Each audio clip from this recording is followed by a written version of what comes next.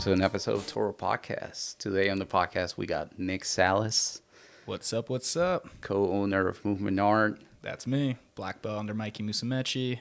Yeah, dude. Thank you for having me on here. Super excited. Dude, thank to you for see coming. The conversations we're gonna have today. Already starting off with a little bit of caffeine. Caffeine is like a staple in your diet, huh? Oh, dude, it is my diet. It is your diet. So you always start off the day with, a nice coffee, and you work your way up to energy drinks, and then you taper back down to coffee. Taper. So by around midday, you're on the energy drinks, and then when you need that pick me up around like 6, 7 p.m., maybe a little, nightcap at around 10 p.m., you end the day with coffee. Most of my days are like, regular 1 cup of coffee, maybe 2 tops, right? And then like I'll have like maybe an energy drink, Yeah. like midday to afternoon, right? So that's it, right? But when I go to the office, we have like a fridge full of like anything you want, Yeah. right? All types of energy drinks. Energy drinks, Coke, whatever you Yeah. want, right? Like I don't drink soda, but like I'll take a Red Bull, I'll take a La Yeah, because it's Colombe. like a habit at that point. Yeah, It's right there. It's so right easy there. to access. Yeah. So it's like my day starts with like coffee, Yeah. more coffee, Dude, then like grab like an ice like that's La dangerous. For Colombe. me, dude, that's dangerous. Dude, it's so dangerous. Like the barrier for me is I have to go to Wawa to get the energy Yeah. drink, and sometimes, if I'm being lazy, I'll find an alternative method. But if I had a fridge fully accessible with all these drinks, Dude. we're looking at dangerous So I guess my question for you, since most regulatory bodies say that around 400 milligrams of caffeine is like where you should cap it off at. Once you pass that 400, which it sounds like you're doing, why not just go full send? Like, why stop at, one energy drink? Why not drink 2? Dude, drink I do. 3? Okay. You just like I'm gonna snap next time I'm in the office and I leave the office. I'll snap a Yeah. picture of my trash can because it's like coffee, just a coffee, pile. coffee, 2 Red Bulls, 1 Monster. Like it's ridiculous. It's like I'm on such a high there, and I'm just like, So then people at the gym are always criticizing me. They're like, man, like you drink too many energy drinks. But my answer to them is, once you drink 2, who cares at that point? What's the difference between 3 and 7? heart attack. But that's like, True. But hey, sometimes you got to fly Yeah. close to the sun. Yeah. And sometimes you get burned, sometimes you don't. But I feel like once you're in that lifestyle, it's just hard to go back, So dude, this is like people judge me so hard. Like over there, like that's not my regular routine, but like it's so accessible that I'm just like, take. The thing for me, I try to explain to people is like I don't even get like a stimulatory effect from it. I think what it does is it just prevents me from going below the threshold of normal. So like when I wake up, I'm groggy, I have brain fog. And so I feel like caffeine for me just allows me to function as a normal like human being.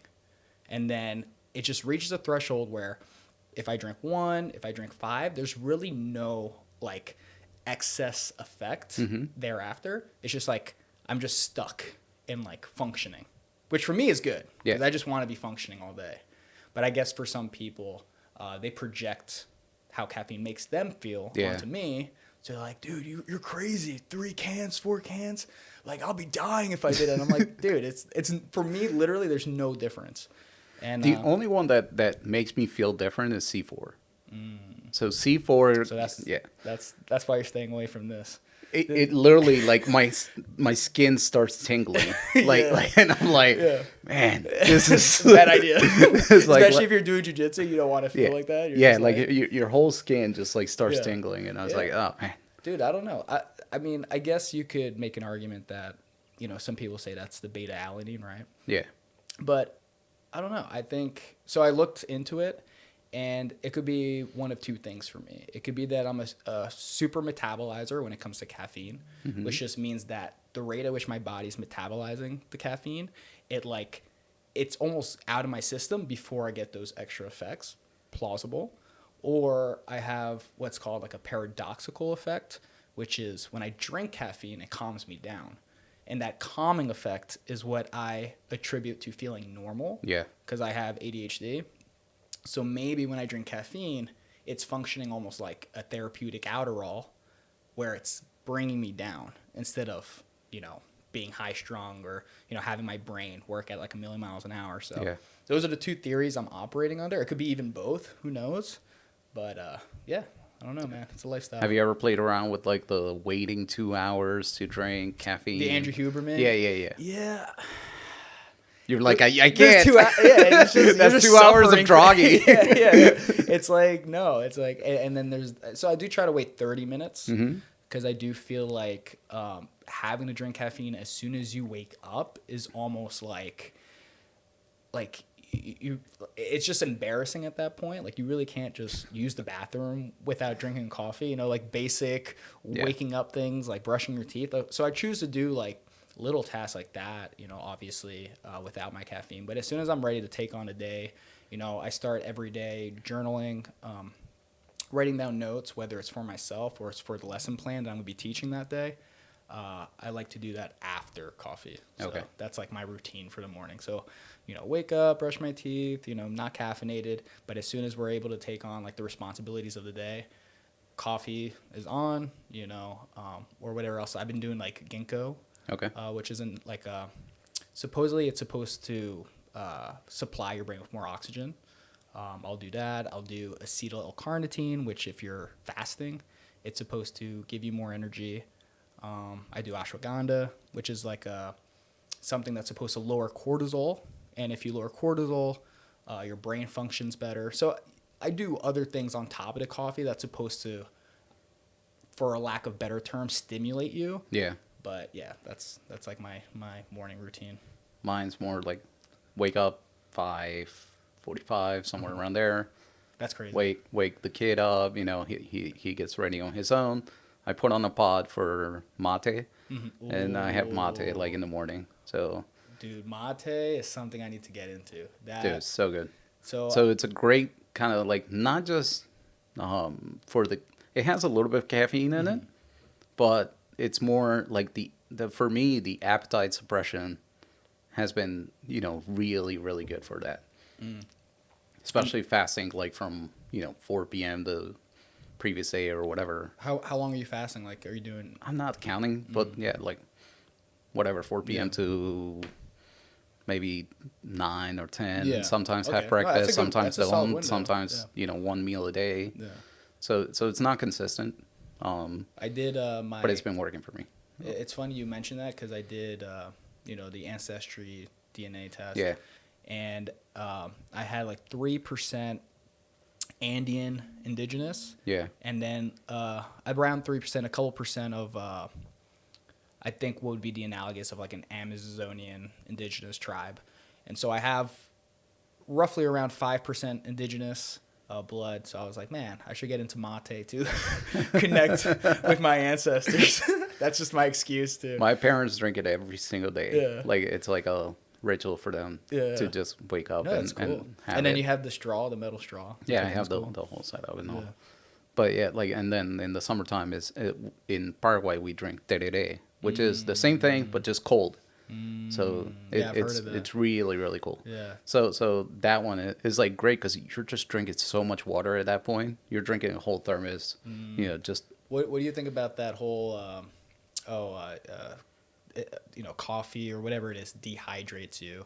no, it Yeah, doesn't. yeah. It's water, right? So, You're literally, yeah. Okay, I'm glad we're on the same page with that because that is one of my biggest pet peeves. I'm drinking a big gulp of coffee, Yeah. and someone has to be like, we're you're dehydrating. I'm like, what do you mean this is a gallon of coffee? There's no way I'm dehydrated, bro. That's it's not like how it the works. meme, actually. Yeah, actually. Meanwhile, this person's drinking no water, Yeah, no coffee. right? I'm like, I think I'm more hydrated than you, bro. But Yeah, no, I'm glad we're on the same page for that. That's one of my... That's the thing. Like anything we're doing, sometimes it's like you're always gonna have critics no matter what you do, right? Yeah. Like with me and just to introduce for people who don't know, you're my coach and you're culinary movement arm, black belt jiu-jitsu. So doing jiu-jitsu and people finding out about it and all this stuff, like I get some comments of like, you're gonna get hurt, that's not healthy for you, this and that. And it's like the worst thing in the world was this guy who's like, 400 pounds and lecturing me on how unhealthy it is to do this because I was limping one day of like, like, and it's like, I'm just sitting there like, how do I, Yeah, like how do you like, it's like, I don't want to be that guy, but like at the same time, man, like, come on, like, I'd rather be limping than, looking like that. But like, yeah, like what's the alternative? man, Like I feel like anything that betters you yeah, is gonna be tough on you, and it's is the idea that pain makes you stronger. I feel like to use that as like a justification to not do something, yeah, like what is the deeper implication? Is this person just sitting on their couch not doing anything? Because anything you do in life that's worth achieving is going to be difficult by definition, yeah, right? Otherwise everyone would have it. So be it fitness, be it you're highly skilled in jiu-jitsu itself, be it muscle building, I don't care. Whatever thing you're doing that betters you is going to be difficult to an extent. So yeah, the reasoning that, this is unhealthy for you, like, bro, let's weigh the pros and cons, yeah, right? Okay, maybe, you got caught in a submission, you didn't tap in time, maybe you just rolled over your ankle, like whatever the case would be. I think the cons of that are significantly outweighed by all the benefits of jiu-jitsu, right? Like whether it's weight loss, whether it's mental stimulation, whether it's just through the mental adversity that you're, exposed to every day on the mats, having to problem solve, having to, become tougher in the sense that, we all become tougher when someone's smothering us, and we're met with the decision of, are we going to tap to pressure, or are we just going to try to, tolerate this as much as we can until we're able to get out of the situation, right? That act makes you tougher. It makes you more resilient. yeah. So whatever the reason is, like all those things have benefits that outweigh the possibility of you hurting yourself. So yeah, and that's, dude. But even if it's like, you're the, like, all of us, I mean, like, I'm not going to be world champion. I don't think I will. Right. But like, maybe, but you never know. Right. That's not in the goals right now for me. Let's put it that way. But at the same time, like most hobbyists, most people who just like come in maybe like 2-3 times a week, right? Getting out there, moving, that's way better. That's like, 100%. To me is like, like even if you don't do jiu-jitsu, even if you choose whatever thing to get out there, CrossFit, because tennis, like especially working in a field where you're using your brains a lot. There was a saying that I really love. It was like, when we work with our minds, we have to relax with our hands, and it's sort of like that thing. It's like, okay, I got to put away, even though jiu-jitsu is like brain workout too. Yeah. So and it works the same. It works the other way. I know a lot of guys that work with their hands. Yeah. And jiu-jitsu is kind of like a break away from the physical rigor, and that's where you see a lot of people take to the mental aspect of it. Yeah. I don't know, dude. I think people are gonna make excuses for themselves, regardless of what it is, so that they can justify their lifestyle. Yeah.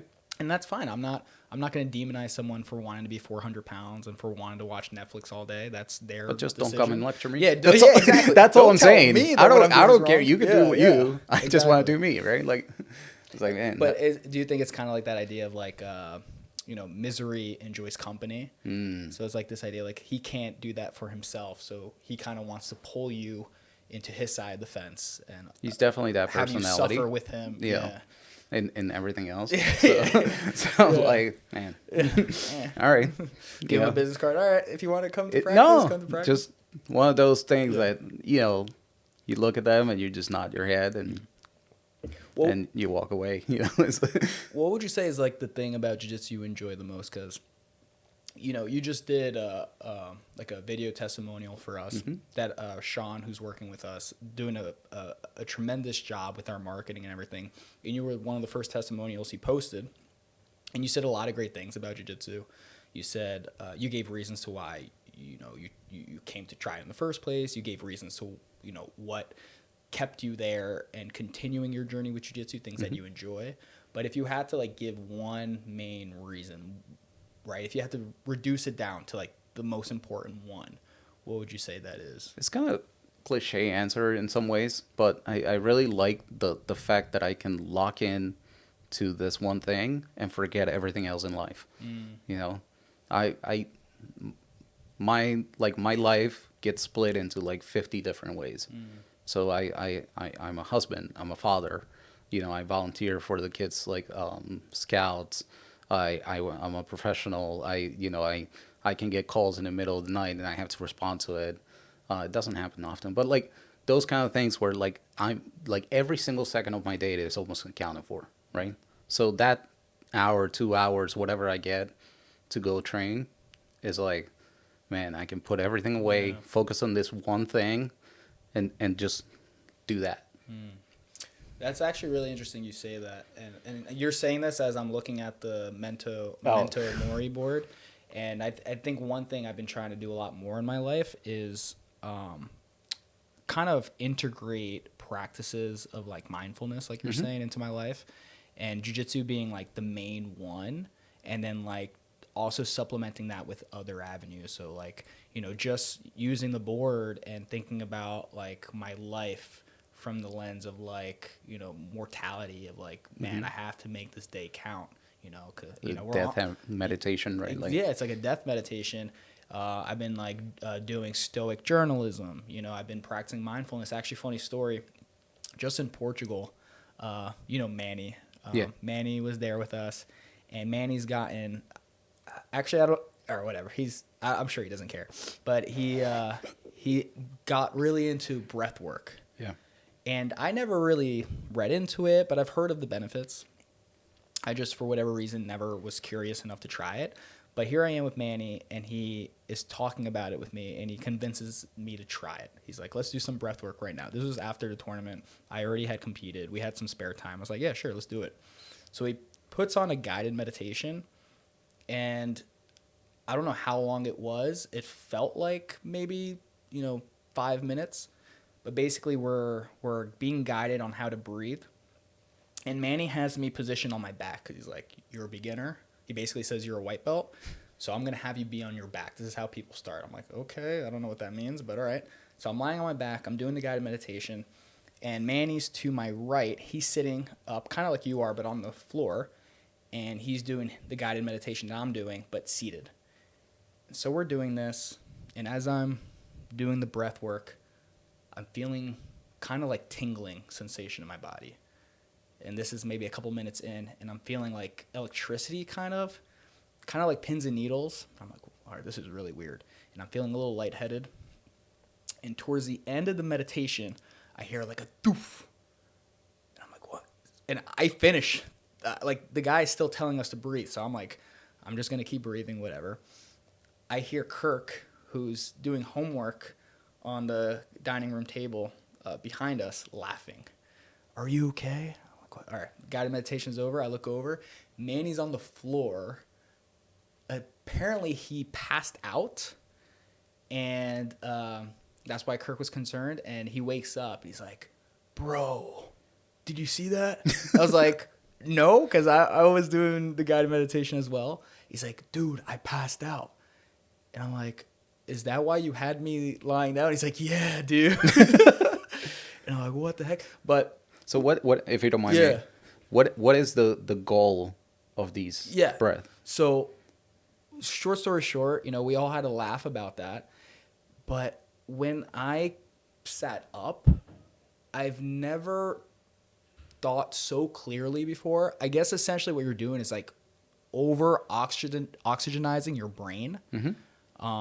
I haven't really looked into the science of it, but everything is just so bright and everything is just so pure. You can feel the vibration of your voice through your like esophagus, through your mouth. And it's almost like what I would compare it to is like you're buzzed off oxygen. But what I was able to do was focus on a very like simple task of breathing. And like you're saying, for those 5 minutes, whatever it was, I didn't think about anything other than breathing. And so regardless of how I was feeling, this is after my match, I was disappointed in my performance. You know, you work so hard to prep for a competition like that, and to lose first round, you just feel like a total loser. Dude, right? story of my life. But Yeah, go on. yeah, mine too, apparently. And a bunch of things going through your brain, but for those 5 minutes, I was just focusing on breathing.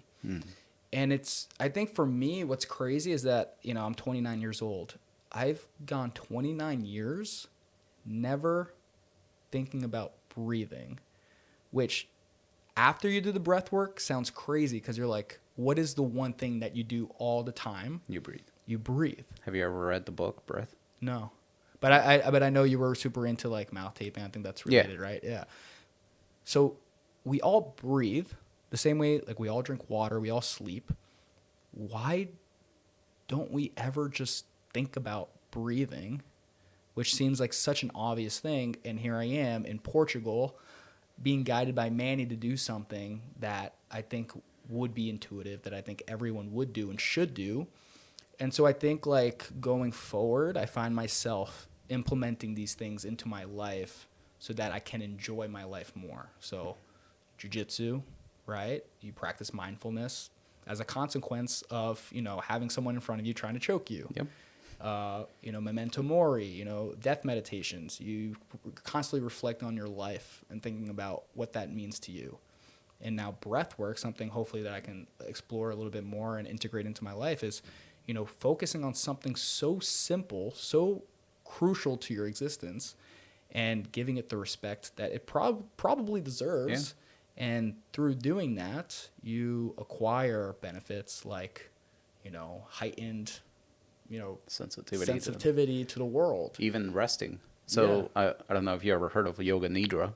Yes. Yeah, Andrew Huberman talks about it a lot. Again, yeah. Right.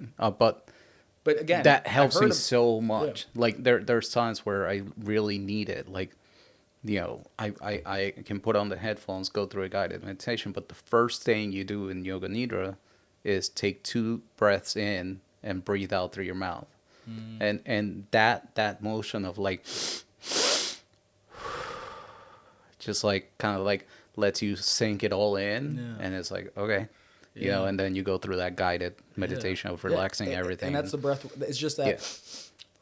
And then you alternate that with, and then you do breath holds. And it's exactly how you, and it's like you're focusing on the movement of air through your nose, in your lungs, and it's remarkable. It's just something I've always taken for granted, like just the sensation of oxygen, of air in your lungs. Like I never focused on that, right? So when I first met my wife, we used to do a lot of like Tuesdays, go to a friend's house, meditate there, actually like sit down and meditate. And then maybe Saturdays we would go down to like a Thai temple and go meditate there. And sometimes they'll do like this walking meditation. And imagine like half an hour spending going from this side of the room to that side of the room. It's like another thing, right? Like it's like, oh, we're going to focus on every pressure of the foot going down to the middle of the foot. That's amazing. To the side. And it's like, that whole thing is like, it's like you think it's so stupid. You think it's so, but it's like there's so much focus into this one thing that your whole, like your brain goes from, it's like, oh my God, this is kind of difficult. Oh, okay. And it starts to calm down. And it's such a pure experience. Yeah. Because like you're not overloading your brain with all this sensory information. Like especially nowadays with social media, I feel like everyone is like literally on edge all the time because we're giving our brain all this information that it's not naturally designed to do so. Yeah. And so, so it's funny you mentioned that because, like, after the breathwork thing, I went, like, Reddit deep dive on what this means. Yeah. And like you're saying, there's, like, a whole slew of ways you can practice mindfulness. There's walking meditations. There's, the idea of, like, when you eat food, like, really focus on the flavors and really hone in on how your taste buds are interacting with every bite. And so really, it's just the idea of appreciating all aspects of existence and giving it its right time and place. And I think if you just, get in the habit of doing that, whether it's in the morning or whether, you break it up into, routines throughout the week, like it's so easy. It doesn't take time to just do that, So. Yeah. That's so. I've had guests here that ask me like, how do you do all this, right? Because it's like you do archery, you do this, you do jiu-jitsu. It's like, dude, it doesn't take that long. Like, I mean, like, yeah, jiu-jitsu, it's a big commitment, I think, and but like really, like to get a lot of stuff done, if you really prioritize, it doesn't take that long. I'm Like, almost positive if you looked at those people's phones, like if you looked at the screen time, like numbers in their phones, you would see that they're on their phones like 2 to 4 hours a day, easy.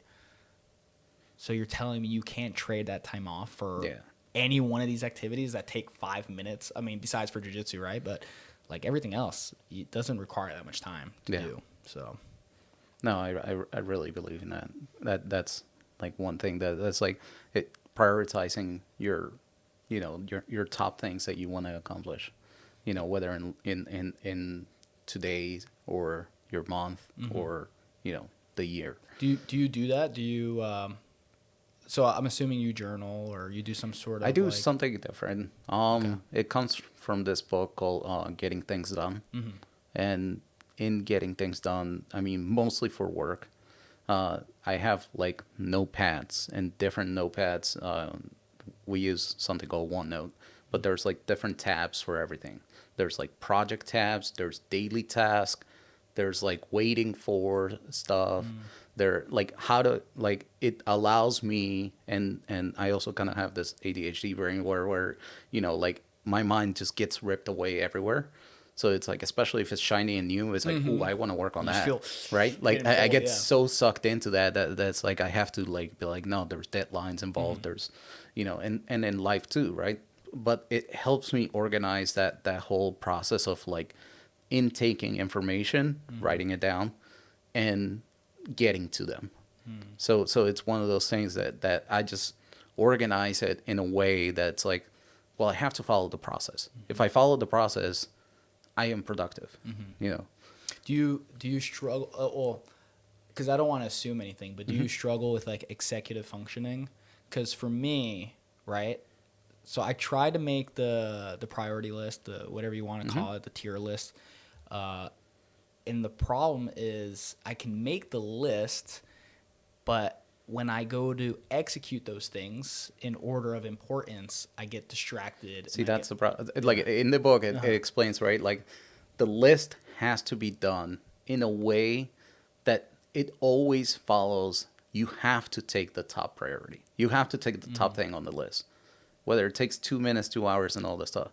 So it's different than project work. Project work, imagine like for you, it could be like, my project work would be creating a curriculum and all that stuff for the month of, you know, February, right? So that's project work, right? It's like, so then you start breaking it down. It's like, what does that mean? Well, there's gi classes, no gi classes, you know, and all that stuff. There's, you know, the historical thing. What does it tie into, right? So then you can start breaking it down into smaller and smaller pieces, right? Because a lot of times what we do, especially, you know, in my brain, is I have a big hairy goal. I want to accomplish this. But if I start looking at that, my brain goes, that's too big for me to accomplish. And you get paralysis. And I get like I don't want to do that, right? So I want to put it away and I want to do something Yeah. quick and easy that gives me that dopamine of like, I did this, right? Yeah. So really, like if it gets too big, that goes into project work, right? And project work is like where I can say, okay, jobs to get all this done, right? If I want to accomplish this, what does it mean to accomplish this? What are all the, if you will, acceptance criteria of what this means to get done? And it means like I have to do this, I have to do that, I have to share with the team, I have to everything that involves doing that, right? And it's like, okay, that's broken down. What are next steps?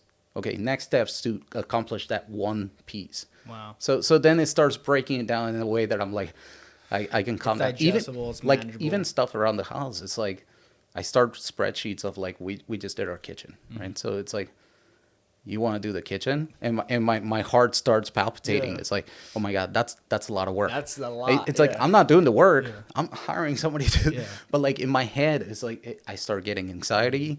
I start getting like all I'm this kinda stuff. the Like same way, yeah. yeah.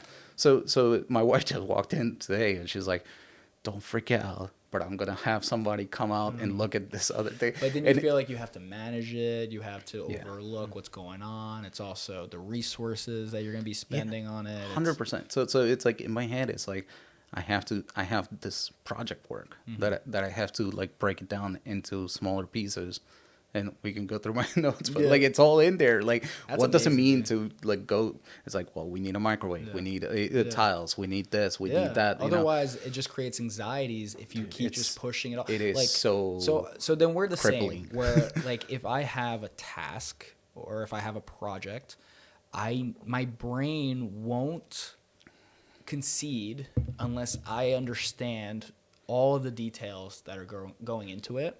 If there's like something left unknown, like a stone unturned, it just creates anxieties. So this is probably the first time I'm going to go public with this. So this is a little exclusive information on this podcast. And I've been trying to think of ways that I could use this to help or integrate it into my overall goals of helping people through jiu-jitsu. But last year I was diagnosed with OCD. So my whole life I knew I had ADHD.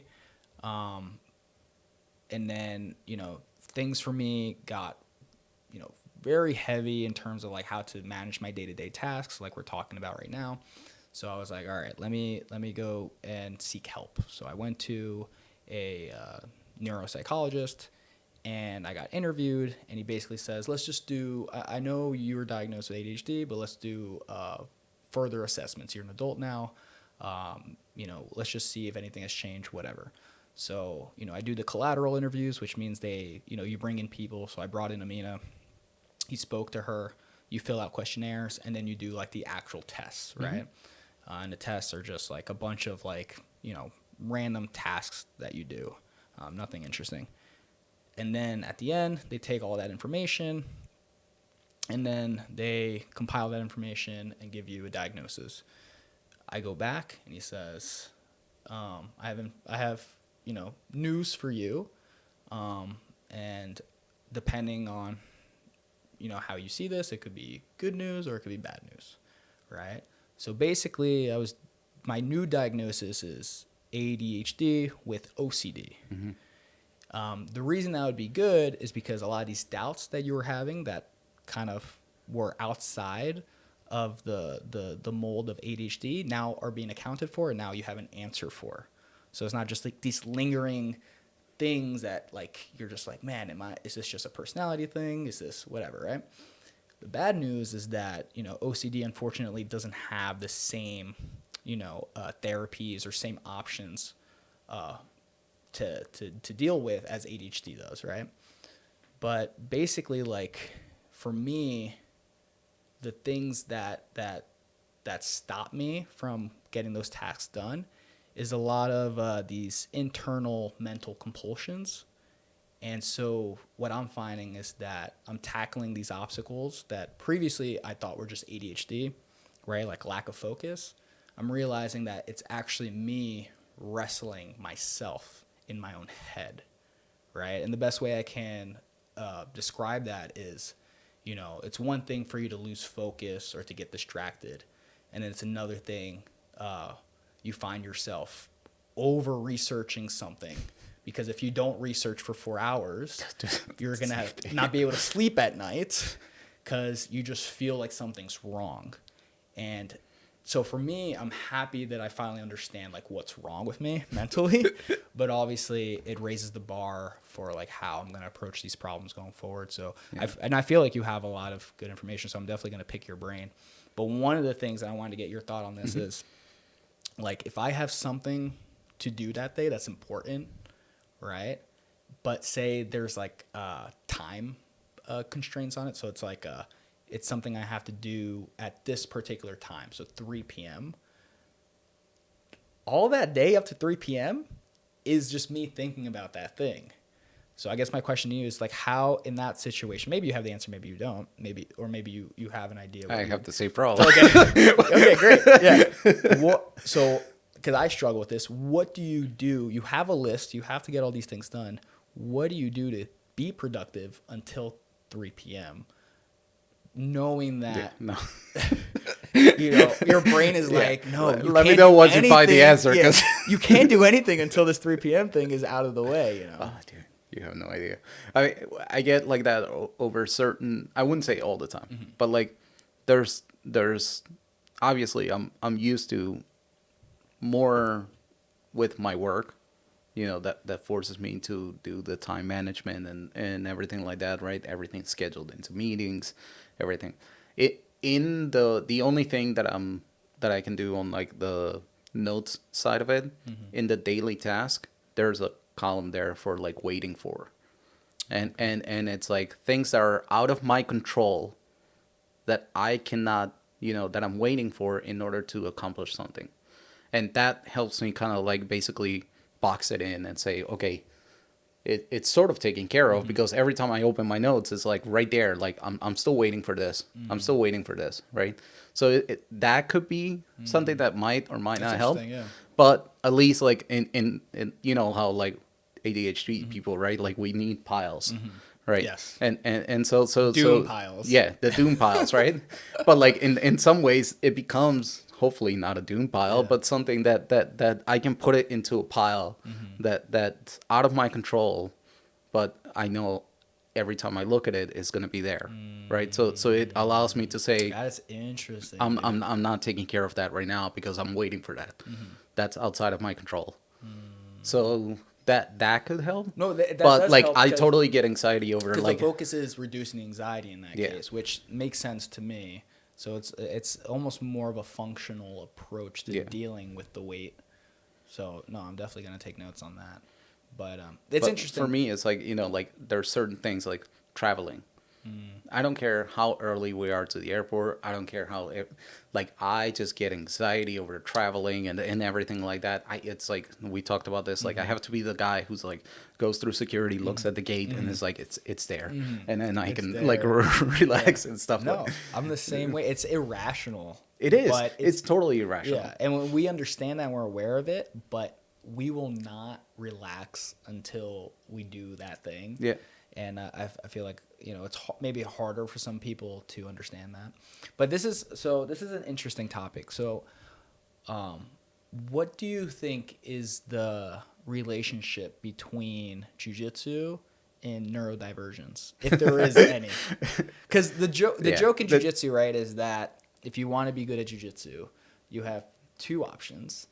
The best or be autistic, right? yeah, steroids are autism, and if you have a little bit of both, then and if you have both, you're basically a superhero, Yeah. right?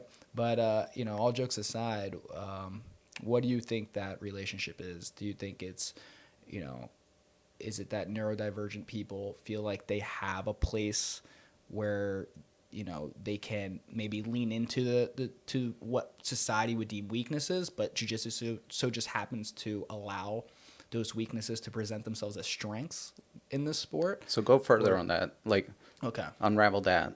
So because what weaknesses or strength in jiu-jitsu? So I'll give you an example. So for example,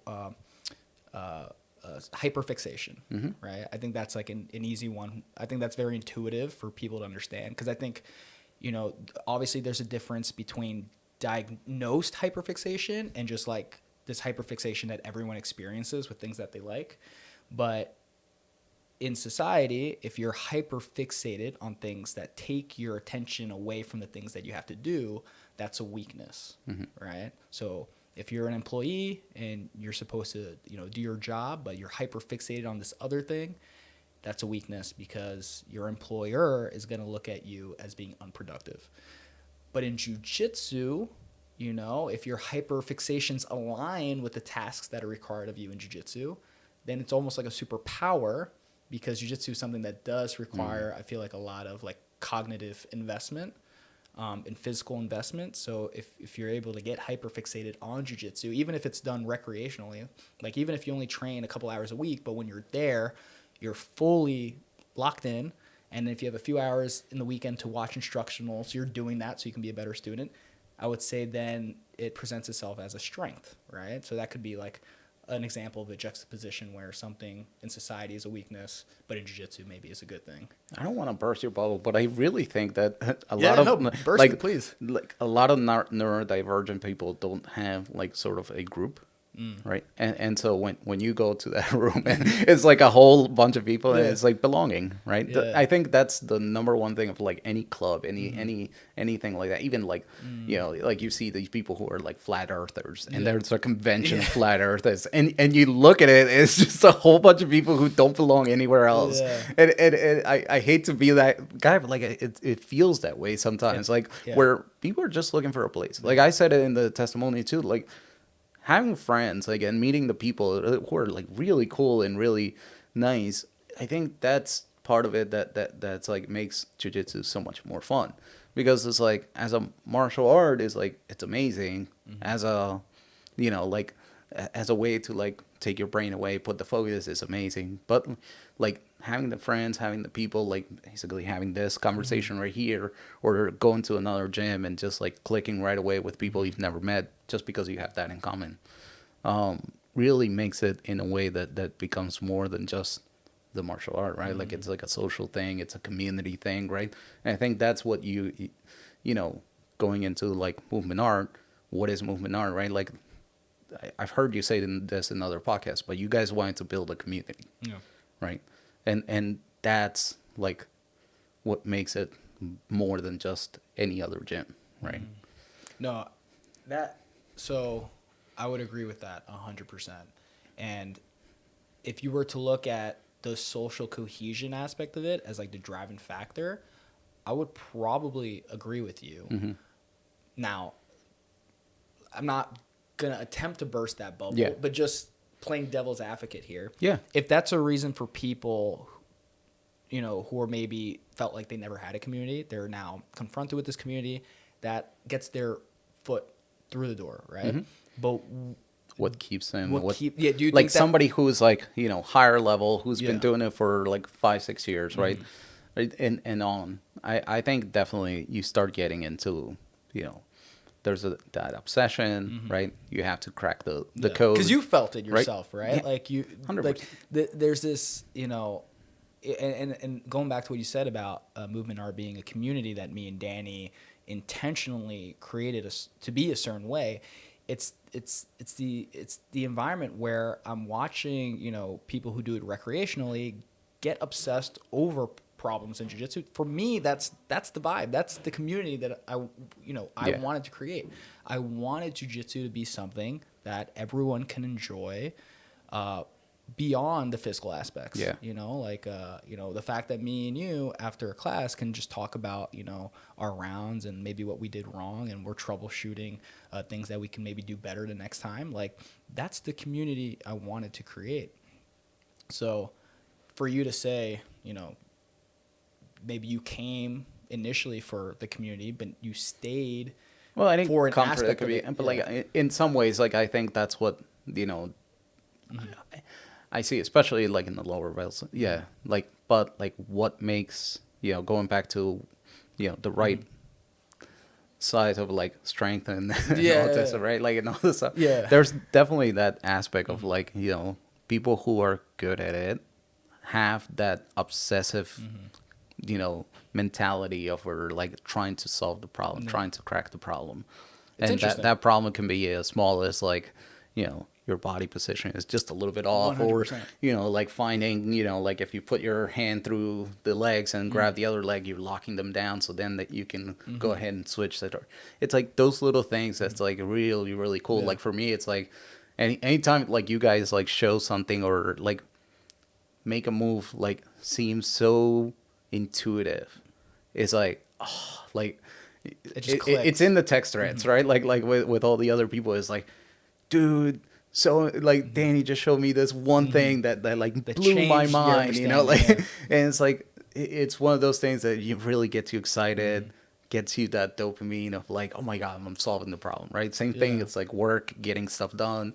You get that dopamine of like I Yeah. solved the problem, right? And in jiu-jitsu it's like endless because you have this sport that you can learn and it's like as you're learning, same thing in technology, I think, right? Like you cannot just like learn how to code one thing and go a whole career doing it unless you're maybe in finance and still doing, like this old program because they refuse to move on, right? But like for the most part, technology changes, right? So you're always learning something. You're always chasing what's the newest, greatest thing, right? So there's a correlation there, and I've seen this in jiu-jitsu so many things. I've compared jiu-jitsu with like chess and everything, right? But like in technology, there's so many correlations of like, you know, it's always evolving.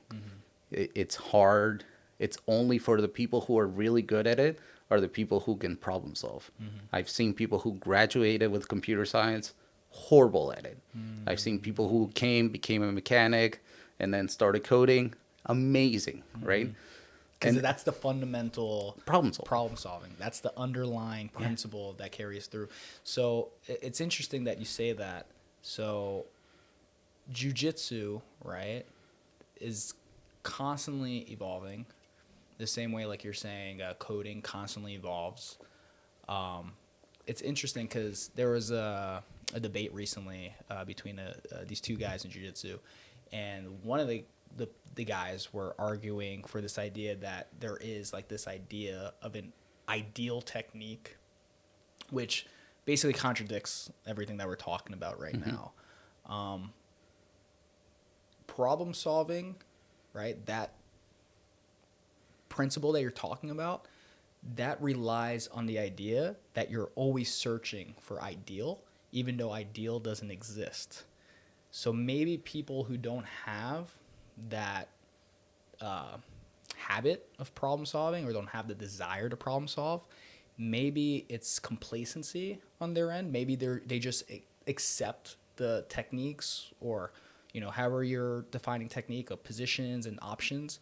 Maybe they're just complacent and they just accept the options they have, and they find those options adequate, and they don't care about evolving their technique to a point where their game is optimizing at a constant rate. And that's the same thing, right? Like you can have somebody who learns a technology, or you can have somebody who learns, goes to this school and learns just the moves and accepts it as it is.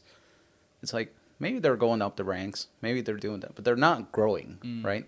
Like in their jiu-jitsu, they're just like kind of like it's almost like the people who went through school and just like memorized all the answers and got good grades. It's like it's like, how long is that gonna last? Because that's not gonna last longer, right? Like, or like as soon as like the question changes, you don't have the answer anymore, right? And it's really like going back to what you said is there's also that debate of like the ecological approach versus like whatever other framework, right? So explain a little bit, what is ecological approach? Yeah, so I would say ecological approach is this idea, or it's this a framework for understanding decision making, right? Which is based on the idea that you perceive, things in the environment, right? Opportunities in the environment, and you act upon those opportunities, and that's what's influencing decision making. And so it's this idea that decision making relies on your relationship with the environment and how you're, functioning in this environment, versus decision making relying exclusively on whatever memory or mental model you have for that decision, right? So the difference would be like, so like the opposite of that would be like information processing, right? Where you have a controller, and whenever you want to do an armbar, you press X and you do said armbar. And then ecological dynamics approach would argue you're not going into your brain and pressing a button. You're seeing the opportunity for an armbar because you evolved to be able to perceive that opportunity, and then you act upon it and do an armbar. But the training aspect of it is like, here's a shape, solve the problem kind of thing, right? Yeah. And everything that we're talking about, it's almost like, oh, that's the way, right? Like it's like, but it doesn't really work that way, right? Like, and I'll give you a quick example of this because it was kind of funny. So last Saturday, I have the guys over here at training, and we're drilling something, and we're like, man, every time I get into that position, it's really hard for me to get this frame onto the shoulder. So it's like, what's another way? And we thought it's like, okay, well, if you frame the crook of the elbow here, and like get this leg in, and all this stuff, and we were troubleshooting this, like, all right, now let's go live from there, now let's try it this way, now this, and it's like, and we only saw like one thing that it's like, okay, if they do this, it might not work, but everything else seems really legit. and we're like, man, we're geniuses. Yeah. Let's record this, Yeah. Everything like that, right? Yeah. Like, and we go to Danny, and Danny just like murders it, and like all the like stuff that you worked just came in and was like, yeah, that doesn't work. Yeah. and I love the way that you guys do it, because you guys approach it differently. You guys approach it in a way of like, here's a problem, here's the solution to the problem according to what we've been doing, 100%. and here's why it works, right? And we go into like body positioning, we go into Boom. That's like the key word. Is body positioning, and I think this is such a missing piece of just jiu-jitsu teaching in general. Like, even when I get an instructional from, are we good on time? no, I'm just checking. Yeah. Go. When I get an instructional from one of the most prestigious coaches, I fail to see them explain body positioning in a way where the position itself makes sense biomechanically, conceptually, and what ends up happening is they compensate for a lack of body positioning by systematizing options, but it's still just a database of moves that you're learning. They're never teaching the position itself, how it stands on its own 2 feet, and how the position in itself is a strategy to force your opponent into what we say are probable outcomes. My whole stance on the so we can agree that static drilling out of context is dumb, right? And I've been to those schools where they teach a knee cut. They're like, all right, you do this, drill it 100 times, and you do it on a lifeless partner. It's terrible, and I would say that that's a waste of time. But then you have this new camp of people who are saying that we can use constraints to make preferable movements kind of emerge out of the environment, which I understand the sentiment, but I do feel like it's still just extreme on the other end. And one thing I've learned through my experiential walk of life is that hardly is anything ever one extreme or the other. There's, everything operates on a continuum, and your best bet is to kind of go towards the middle and implement aspects of both. That's what I find to be the best, and that's something that we try to do with movement art. It's like, of course, you need to learn how to adapt the position in a dynamic way, and that's why we do a lot of situational, positional sparring, whatever you want to call it. But we also understand that there's heuristics, right? There's information that you can relate back to outside of what's going on in front of you when you are rolling. Like, and I don't think this is something that can be debated, right? Like, you've experienced it, I've experienced it. When we are rolling, something happens, and we refer back to an instance in our memory or in the past similar to the situation we're confronted with, and we can remember a positive outcome when we did something, and so we just defer to that solution that we've done in the past, and it works again. And so why not teach that, right? If the argument is that it will arise naturally, why not shortcut that and just give you that solution as information that you can access outside of what you're perceiving in the moment? I feel like that's fine. And I don't know why this is a very controversial I don't know, but like in going back to technology, right? And I think I told you this before, but there's a similar kind of approach in coding too. So you can code the thing, give it to somebody, they can test your code according to whatever acceptance criteria there are, right? There's this other approach that says, here's all the acceptance criteria, go code it according to these acceptance criteria. And somebody does that, right? And maybe they'll find an edge case or not, come back to you, fix it, done. Then there's this whole nother approach that says, no, we're going to build all the tests now, and your code has to pass that test. And it peeps me to no end. And there's like high-end companies that go by that model that says, like, man, like, I remember a friend of mine interviewed with Microsoft, and, like, becoming a developer at Microsoft is like one of the top level things that you could do in a career, like be part of that. But they asked him, like, how would you approach this? And he's like, well, I would write this, and that. And then, like, basically I would write my test cases after. And he didn't get the job just because of that answer. It's like, man, everything else was good, but the fact that you don't do test-driven development, you're not part of this. So there's a bias built into the test. There's a bias thing. Wow. And this is like high level. And same thing with like illegal, right? Yeah. There's really high level people who might do jiu-jitsu who do this approach. Yeah. But I've also heard it said is like, nah, they were good at jiu-jitsu before they started the ecological in the first place. Well, so the reason for that is because ecological training is built into the fabric of jiu-jitsu. We've always done, since I was a white belt, we did positional sparring, and we've done constraint led approaches, such as, you're going to start in side control.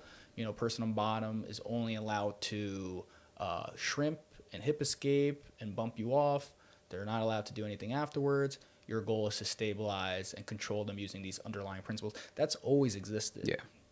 So I think the issue is, if this is a methodology that's supposed to influence how coaches coach, why do we need to concern students with all this terminology?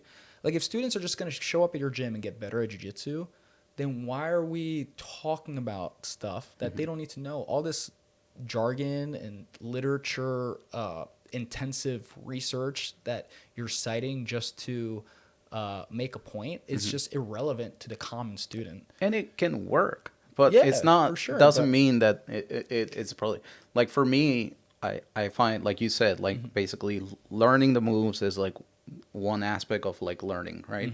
And then it's like applying it to maybe your drills, applying it to, to your roles.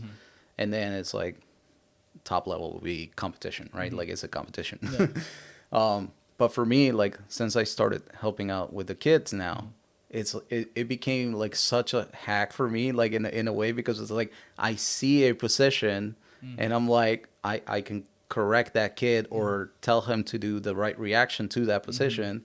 And then when I see it in my roles, I can call back to me talking that in, and it's like it's like, oh, like, I literally was just saying this. So it's like, boop, boop, and it became like such a thing. Like, the other day, it's like my son, who likes to like pressure in and all this stuff with his knee onto the frames. Like, he was going against Ryan, and I just told Ryan, like, okay, like, knee torque reaction, right, of the De La Riva. And do you know knee torque? He's like, yeah, go knee torque, right? And it's like, boop, boop. He took the back, everything like that. And I'm like, awesome. Then it showed up in my role, and I'm like, oh, knee torque reaction. It was like, even though, like, I know many times when going into the roles, right, like, we get that white thing, and it's like, and that's why I'm gonna make maybe a controversial statement here. I'm sure people who are complete nerds about this have probably their criticisms of it, but I really do think it's just a battle of semantics. Now, I'm not saying that there's people who absolutely are dogmatic when it comes to drilling, but I do think that even eco people will concede on the idea that, explicit instruction, right? Instruction from a coach. That is something that you can reference when you're rolling. I feel like that's indisputable, right? Everyone has had conscious thoughts while they're rolling, and they're referencing back to this verbal instruction. And now the argument being, is that you picking a move and doing it, or is that you seeing an opportunity in the environment and acting upon it? That's the semantic part. Who cares? You don't need to know how your body learns to incorporate or integrate movements into your repertoire skill for you to be good at jiu-jitsu. You just simply need to do the jiu-jitsu. And that's why criticism of eco, like even if your framework is 100% true, it's not helping anyone actually get good at jiu-jitsu, understanding those things, right? Because at the end of the day, you're going to have to still design practices, and your students are going to have to be a testament of your good coaching skills or not. And if anybody questions like how good is your approach, I mean, like to me, like your students are, you know, the proof in the pudding, right? We've had students like, who became world-class athletes in a matter of years. Yeah. Right? And so whatever criticisms you have of that approach, it functions at a rapid rate, without a doubt. So I don't know, man. Yeah, I mean, that's the way that I at least I look at it. I mean, going into this, you know, starting jiu-jitsu and starting like even from the beginning, like we got recommended for Alejandro to start first, and we got recommended by a friend who was doing jiu-jitsu and now they quit. But like basically they were like, these guys are like world-class athletes. They got people coming from all over the country to come train with them and all that stuff. And it's like, man, it's like right down the street for me. That's crazy. And right? it was like, man, this is really cool. Yeah. So it's like we started just off that, right? Yeah.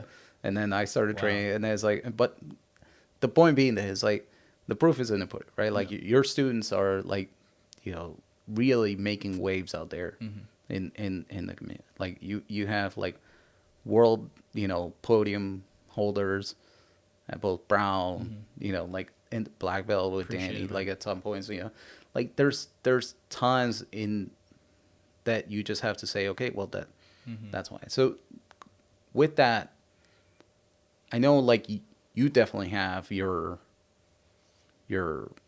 goals in what you want as a competitor.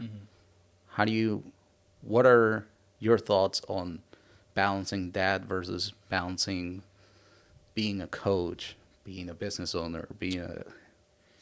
Yeah, that, you know, going back to our conversation about Yeah, managing right. tasks. Sorry to give you anxiety. My brain is like Six Flags. Woo! So, like you said, when you are, so, you know, those of us, or those who don't know, you're helping us coach the kids program, and you just gave an anecdote about how coaching someone in the class even benefited your own jiu-jitsu, because you were able to see something and then reflect on that something when you were rolling yourself.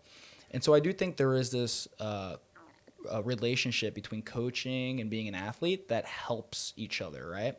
Coaching gives me a more intimate relationship with the jiu-jitsu I'm doing, which benefits me as an athlete. And then me being an athlete, competing, making mistakes, figuring out what I could do better to optimize my game, feeds back into coaching so that I can better coach you guys. Like we said, you know, techniques evolve. This is indisputable. And the same techniques that we are teaching in class today are not the same techniques that we were teaching, you know, a couple years ago. You know, everything's becoming more refined. And because of this positive feedback loop, I feel like being a coach and being an athlete is compatible. Now, what's not compatible is, you know, understanding that you have a limited amount of time and feeling that sometimes there are going to be spans of weeks or months even where one responsibility takes away from the other. An example of that would be like, you know, getting ready for Worlds. You know, that's like 6 weeks where I take off my coaching hat and I put on my athlete hat, and maybe my responsibilities as a coach suffer a bit, right? And you know, not to say to an extent where the students, it's like palpable, and the students are like, man, like I'm not getting coached. Like I still believe we do a good enough job where we try to be there for everyone, and we are actively helping the community as a whole get better. But to say that there isn't a drop in attention as a coach would be lying, right? So I think for me, it's just balancing those two things out and learning how to best optimize one role when I'm most committed to that one role. So when I'm, this month I'm not competing, so I can be a coach, really doubling down and being a good coach versus the times that I know I'm going to have to take resources I would be giving students and giving them to myself, having to be more selfish, doubling down and doing that. And, I think that's just the reality as a business owner, as a coach, and as an athlete. There's no perfect way of balancing that out. You just have to do the best job you can. Yeah. But it's not easy, and for sure having Danny as a co-owner of the business, someone who also coaches and who is also a high level athlete, but managing those responsibilities between each other is huge. Because I know a lot of people try to do the same. Like an example would be like a Lucas Lepre in his prime, JT Torres. These are guys who operated gyms, who were athletes and coaches, but may not have had a co-owner who they can share those responsibilities with. So I can't even imagine that extra responsibility, right? So I would say that I'm sitting in a comfy spot where even if things get really hard for me, I can lean on someone else to kind of take some of that burden off of my shoulders. Yeah. But That's definitely helpful. Yeah, And it's not easy. no, I can't imagine. And then also there's a business aspect of it, right? Yeah. Because then it's not just like you open a gym, you get people in, and I mean, thank God for Mama Freestyle, Yeah. right? Like Oh my God. that's like should be Let said. me take a and moment to done, give her a right? shout out. I try to do this as much as possible. Every podcast I do, I try to shout out Mama Freestyle. For anybody who doesn't know, that's Danny's mom, and she's literally the backbone of the business. She is. Because not only is there a lot of back end stuff that people don't even know with like owning a business like jiu-jitsu, there's so many little things that you have to be on top of. So with us having these responsibilities and us having ADHD on top of it, Yeah. it really, really pays to have someone like Mama Freestyle who is as, punctual as she is, as attentive to detail as she is. So wherever we slack, she really like picks it up and does her job really well. Like you can't put a price on what she does. And a true black belt at that And a too. true black belt at that. So even on the mats, I mean, she's amazing. But I think that's what a business should be. I think a good business owner is going to look at their strengths and weaknesses and make sure that they're honest with themselves and say, okay, these are my strengths. I can do these tasks myself. Yeah. But wherever I'm weak, I can delegate to someone who. And that's huge to even like for you to get there or for you guys to get there. It's huge because a lot of people like they get like almost too much pride to say I can't do this on my own, right? And I need help. Especially with once the ego you start stacking on that, like people who are like high level athletes, like basically it's huge. And I've seen a lot of gyms just have too many chefs in the kitchen and the whole thing just falls apart because it becomes something so far removed from functional. It's just a bunch of people expressing their egos. And I've seen a lot of businesses come and fail as a result of that. I feel like at least with movement art, everyone knows their plays, everyone knows their strengths. Like, for example, Danny is not the best with technology, right? Whereas I'm a little bit more technological aware just because, growing up, I was really into like producing music and I was like a Photoshop nerd. So I know how to like navigate like software and things like that a little bit more. So what do? Whatever tasks rely on technology, I take up those tasks. Danny is a little bit better hands-on with certain things. So whatever tasks are a little bit more handy, he takes those tasks on.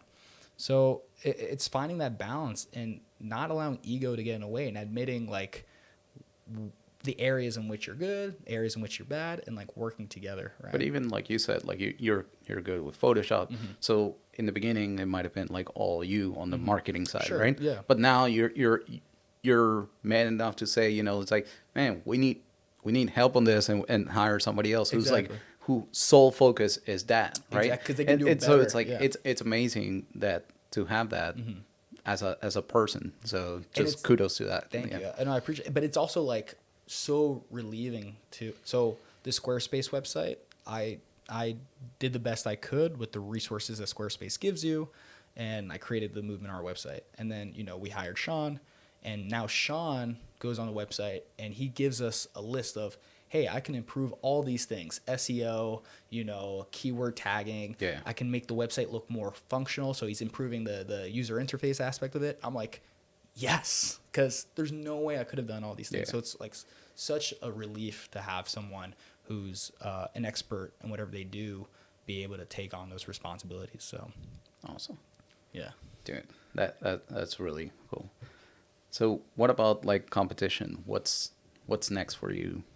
I mean, you have worlds every year. Worlds. And So, all right. So this is the idea. I'm going to throw this out there right now, but it could just not actually come to fruition. So I've been a black belt for 4 years, and my goals those 4 years were to win a GI IBJJF title. mm-hmm. So in those 4 years, I invested all my time and energy into the IBJJF circuit, between getting points to qualify for the majors and competing at the actual majors. I invested a great deal of resources and time, and, sad to say, but fell short in those 4 years. So this year, I'm actually going to change my strategy. Rather than putting a great deal of my intention on IBJJF, I'm actually going to do a lot more AJP, and I want to do a lot more no-gi super fights. So I'm actually going to be kind of changing my strategy for the competitions this year. I'm probably still going to do Worlds 100%, but it's going to be debatable how many IBJJF events I'm going to do this year, just because every year I tell myself I'm going to do something different, and then I just kind of fall back to the same game plan, and I've done that for 4 years now, and the results have more or less been the same.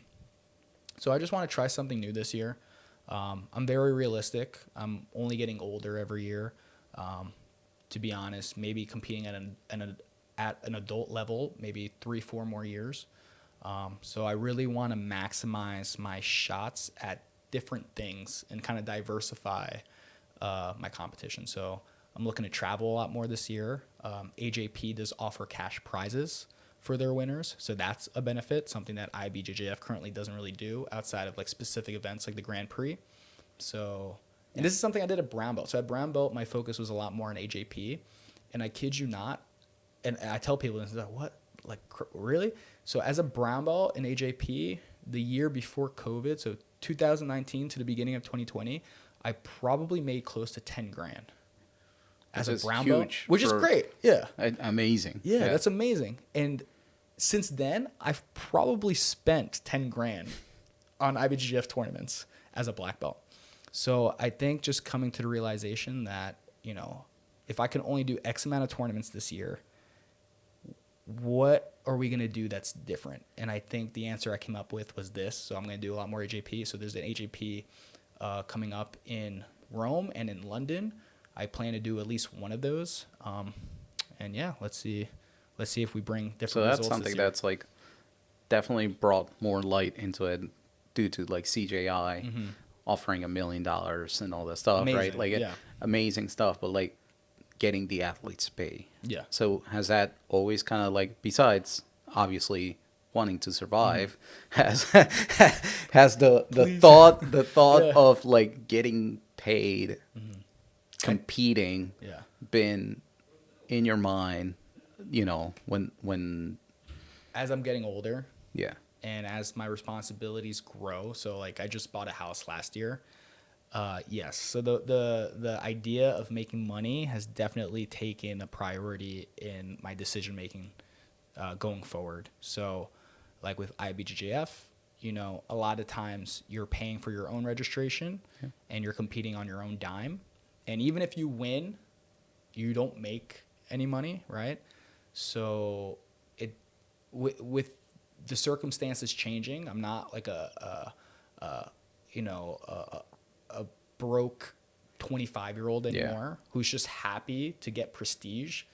Like at 25, my goals were a lot different than they are now, or my life was a lot different than it is now. So I think it's normal to have your goals and your strategies to accomplishing those goals to change. And like you're saying with CJI now offering money, and then that just raising the bar across the board for all competitions, because competitions are seeing that and they're like, okay, Even Naga came out and said exactly, like $1,000 on like they have to absolutes, adapt, because right? if these opportunities exist, people are going to be investing their resources to attend those tournaments. Yeah. So why not also join and be an opportunity for people? And we see that happen, like you said, with Naga reintroducing the prize brackets back into the competition. I think this is an amazing thing, because at the end of the day, if these competitions want to attract the highest level competitors, want to get paid, and we want to make money off what we're doing. So I think it's just a natural byproduct of everything that's happening. There's the professionalism of jiu-jitsu increasing, which means there's more sponsor money, there's more competition money, and all these organizations are competing against each other to attract these competitors. So it's a beautiful thing. And like I said, I'm saying this now. Who knows? Maybe my ideas change. Maybe I'm just like, hey, let's just do pans, let's just do it, But the way I think of it is like going back to our conversation of the coach and athlete dilemma. I have to be particularly picky with the time that I take away from being a coach and the time I invest in competitions. Because ideally, I would do all the competitions, but then I'm not going to be able to coach. So realistically, one a month, one every other month is probably the most ideal strategy. So I have to be particular with which ones I do. So right now the strategy is AJP, no-gi super fights where I'm getting paid, and then everything else is secondary. So that's the personal aspect of it. I want to ask you, like, how much does it affect you when your athletes are going out there, whether a world stage or local comp, and all this stuff and doing well? So I get more satisfaction and pleasure in seeing my students succeed than I do myself. And that works also on the other end, where I get more nervous for my students and I get more disappointment when I see them fall short of their goals, because I see how devastated they are and I see how hard they work for these goals. And when they lose, it feels like I'm losing as well. So for me, I'll set the record straight. I enjoy coaching more than I do competing. So, and I think that gives context into this conversation. If I had to choose one, I would choose coaching. What makes jiu-jitsu enjoyable for me is problem solving, like we talked about, and seeing other people reach their goals and helping other people in that process. So coaching for me is the priority over being an athlete myself. So when I see my students go out there, for me, that's the most satisfying experience as someone who's participating in jiu-jitsu. Seeing my methodology manifest through this person's performance and seeing them like, oh, hey, like, look at Jimmy doing that sequence I showed, the other week. Like, I don't have kids, but I would imagine that's the closest thing to being proud of your son or daughter as it can get without actually having kids. There's a picture of like Alejandro's in his first competition. Right? That's probably the craziest experience. Right. Like, it's not only like your student, but it's also your kid, right? And there's a picture of us like after the comp, and you can literally see like the tears in my eyes, almost like welling up, and it was like such a pride. He like basically he lost every side, right? Like, but the amount of pride that I got, like from him just basically saying I want to compete, to getting out there, to actually like doing multiple brackets and everything like that, but like and the amount of like from each fight he got coaching, right? Like, okay, you need to do more of this, you need to do more of that, blah blah, and all that stuff. And I saw him implementing that into every, and it's like, man, it was his first competition, it happens. He got people who are like faster at computing than he was, whatever.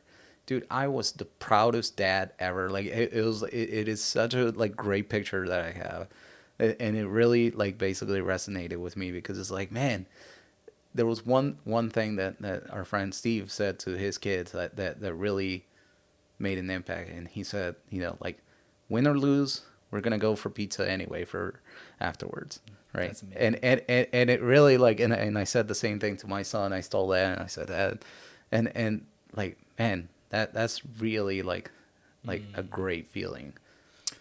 Dude, you have no idea how amazing, how refreshing that sounds, because, as a coach, I've seen all types of, parent-student relationships, and you do have that occasional parent who's like, if you don't win, no Xbox tonight, and that breaks my heart to hear that the parent is prioritizing this tournament so much that they're willing to punish their kid for doing poorly, something that's completely out of their control. Yeah. You know how many matches I've lost that I'm like technically better than the person, but they're better at competing, they're better at strategizing, they're better at gaming the system than I am. Or just counting.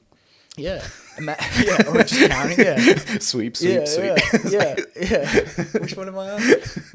So imagine placing that kid's or that person's self-worth on a performance, because that's basically what you're communicating when you punish them or you prevent them from enjoying a certain something as a result of their poor performance. You're basically attaching their self-worth to the performance. And people who listen to this who aren't familiar with the jiu-jitsu world, it's unfortunately very common. We call them like helicopter parents, and I know they exist in all sports, but I feel like jiu-jitsu is a different animal because of the nature of jiu-jitsu being this physical thing where essentially you are trying to harm your opponent. You're trying to break their limbs. You're trying to choke them out, and it's on them to tap, right? So that's the theory behind it. You are trying to harm them. And so to go to these tournaments and hear how these parents communicate and coach their kids, I've heard all types of horrible things. I've heard, Johnny, break their arm, just break it. And poor Johnny, has to hear his parents not only coach in a way that portrays jiu-jitsu in this like very hyper aggressive way, but I bet you poor Johnny is not going to be able to play Xbox if he doesn't win that match. And it's just the amount of kids that are just growing up in this relationship with jiu-jitsu is just horrible. And it's very common. I've seen it both as an outsider and an insider. And it's horrible. So to hear that relationship and that experience you had with your kid, and hearing, Steve was his name, and what he said to his kids, like, that's amazing, So we need more of that, for sure. No, and I think part of it is also that we train also, right? It definitely like has that aspect of like we know what it takes to do that, right? I heard a story, and I won't name names, but basically the dad is like, being like that, even just on a training floor, let alone a competition floor. Which and another dad who trains just sits down next to him and says, "No, have you trained before?" He says, "No." "Would you want to try it?" "No, not really." "Well, it takes a lot, And the guy got quiet, and it's like, don't be so hard on him. Like, it's very hard to do what he's doing. And that was like, whoa. That's like an awakening, right? To hear it from a parent that also does the sport should be sobering to that person. But yeah, you're aware of the amount of parents that we've had come through the doors who've never trained, who undermine our coaching. And dude, I don't think All right, I want to end this not on a bad note, but like on a good note. So let's do a little we listen and we don't judge moment here. Okay. So we listen and we don't judge moment was a white belt took my back, and I ankle locked him by wrapping my feet around his cross feet and put me on it, knowing that he wouldn't know that that doesn't work if he. I love it. I think we need more of that. I think you should teach. Sometimes you have to teach the person through action versus in words. I feel like It's like the idea of touching a hot stove. Yeah. It's like, I think there is credence to allowing someone that you care about to kind of make a grave mistake, like touching a hot stove, so that they can learn the importance through that experience rather than just telling them. So sometimes you tell someone, oh, don't touch the hot stove. It's not enough. I feel like the lesson doesn't really penetrate their soul. So I feel like, I feel like what you did was a great justice to the jiu-jitsu community. What are some of the things that you remember as a lower belt, like basically cringe moments of your, just starting out? It's like, man, because I think we all have them, Yeah. right? Like, I definitely had my fair share of them, and like looking back at like people who come in new and they're just like, they think they have the answer, or they, they come with this different mentality, and you're just like sitting there, like, man, like, So when I was a white belt, my coach at the time, David Lenz, he was a karate guy who was also a black belt of jiu-jitsu. And we had an Aikido professor, whatever, come in and basically say that jiu-jitsu doesn't work. And me and another student, Chris Ulbrich, the owner of Garden State Jiu-Jitsu, were both in the class at the time. I was a teenager. I was like 13, 14 years old. Chris must have been 17, 18 years old. And Mr. Lenz, our teacher, says, hey, you two, roll with this guy. And I'm like, okay, I'm a kid. I'm going to listen to my coach. I'm going to roll with this condescending, pretentious Aikido master who claims that jiu-jitsu doesn't work. And I kid you not, with maybe 4 or 5 months of jiu-jitsu experience, to this day, I haven't recreated how badly I was able to overcome this guy through submissions and everything. But I think for me, what I observed was this idea that people are going to always allow ego to dictate how they perceive the world, regardless of martial arts background, regardless of experience. And so I guess the cringe factor for me is like, you have to, I don't think what my teacher did at the time was defendable. I would never do that now. I would never be like, oh, this guy doesn't know any better, let's smash him. But I think I think going forward as a kid, you realize like this is no way to operate in the world. So I think lessons like that teach me, you teach yourself how to conduct yourself in the world from experiences like that. So I just remember thinking, I never want to be that guy. I never want to be the Dunning-Kruger know-it-all that just walks into a place and thinks that they know everything and thinks that what they're participating in doesn't work. So I would say that's probably one of the most cringe experiences I had, because I partook in the dismantling of this person's worldview, but I also had to like see that worldview melt in front of my eyes, and being a kid and seeing a grown reciprocate the thing that you told me. You did a good justice there. No, but like with that, I want to end with one more recommendation of a book. Ego is the Enemy is one of the greatest books that I've written, that I've read. And it really puts it into perspective, because no matter whether you do jiu-jitsu, whether you do anything else, or just go about life, ego is the enemy is a true statement that you shouldn't let your ego take over. I like that, because it's the idea that you could potentially be your own worst enemy if you allow something like an ego to be the driving force behind your actions. So noted. I'm gonna read the book. Thank you so much for coming bro. today. And obviously, like, this is not going to be the first. Well, it's the first, but it's not going to be the last time. Hopefully, we can coordinate more of these conversations, and we can talk about all types of things. Like, and hopefully, people enjoy this conversation.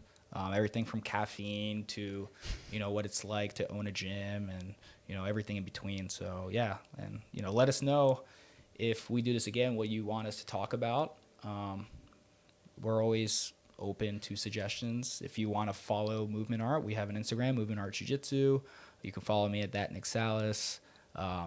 Sometimes I post controversial things on there, but most of the time I'm just posting boring jiu-jitsu stuff. So if you're into that sort of stuff, be sure to follow. And also that Nick Salles is Oh. really great Instagram if Yes. you like food. Yes. All We're right. getting back, and we're working on it. We're back. Dude. We're back to being consistent on that, Nick Salles. It's so good. it's probably for me like it is way Yeah. better than the Better other than one. jiu-jitsu. Jiu-jitsu stuff. Like you see me when I like the Yeah. thing is usually food related. It's like You're like, more all of right. this. Thank you very much. Thank you, bro.